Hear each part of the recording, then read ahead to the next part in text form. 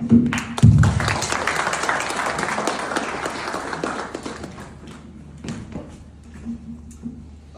wonder, can people hear me in the back? Can you hear me in the back? So I think it will be better if I don't use the mic. Okay, cool. So, my name is Mohammed Ismail Bubulia, and I am a chartered accountant.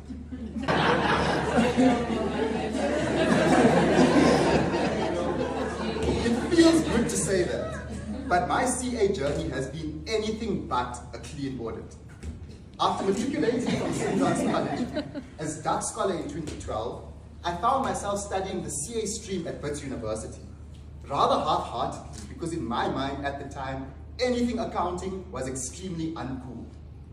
Well, I got caught up in campus politics and street art and found myself at the forefront of Fees Must Fall.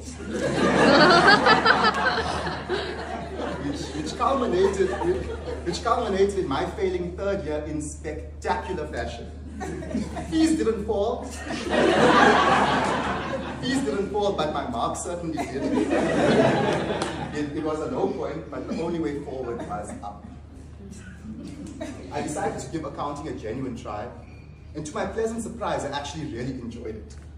I then served my articles at Deloitte, auditing the financial service industry, where I soaked up as much as I could and formed a new values-based approach to life.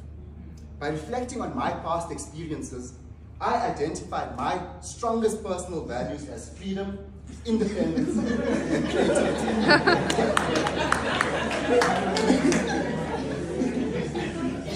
If there's anything to take from my 6 minutes in the spotlight this evening, I would hope that it's this.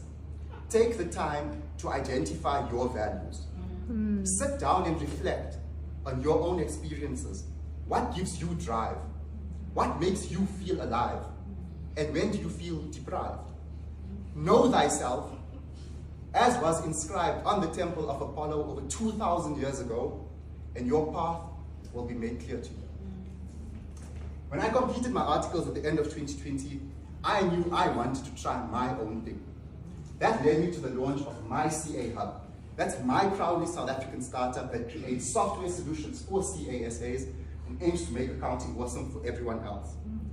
In just less than 2 years under my sole directorship, we've developed and launched 3 original software solutions tailor-made for SAICA members, with our flagship CPD Toolkit software currently being used by JSE-listed firms, university accounting departments, and hundreds of other CAs and other SAICA members for their comprehensive CPD compliance.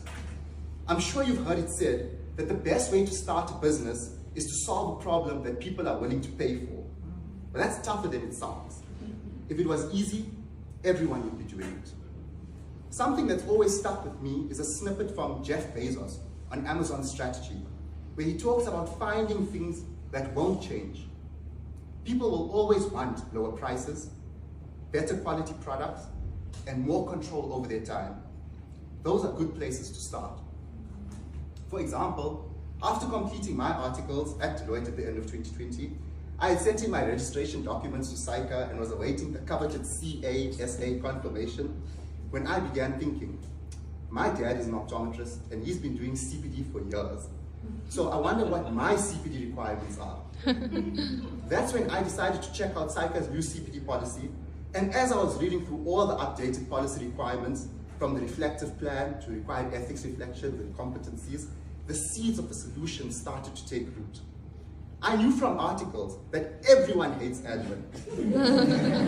And more importantly, CAs just don't have time.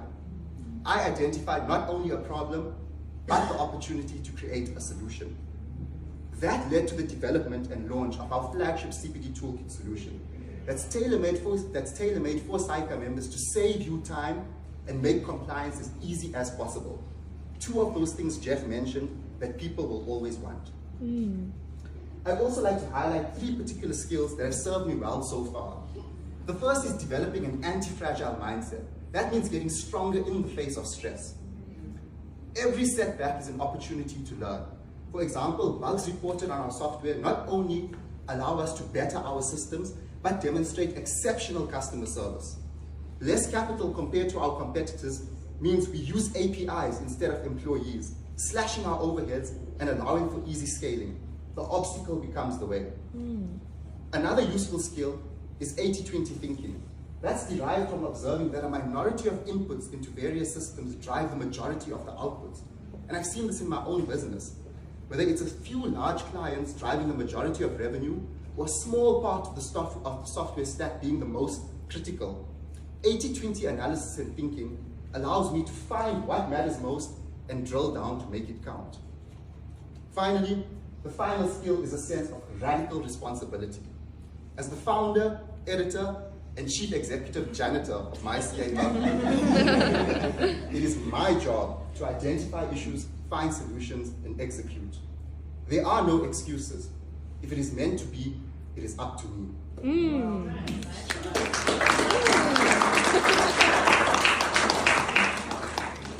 It's tough to put 2 years into 6 minutes, but I'd like to end up with why I think entrepreneurship is so meaningful, especially in our country, South Africa.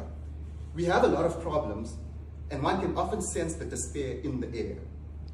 But that also means we have innumerable opportunities to seize on, capitalize, and improve our people's future lives.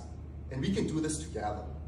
As myCAhub, we have a consultancy arm to assist other entrepreneurs with launching and improving their own businesses. And we're hosting a raffle tonight for a myCAhub hamper worth 500. So let's connect, and together I firmly believe we could make chartered accountants exciting again.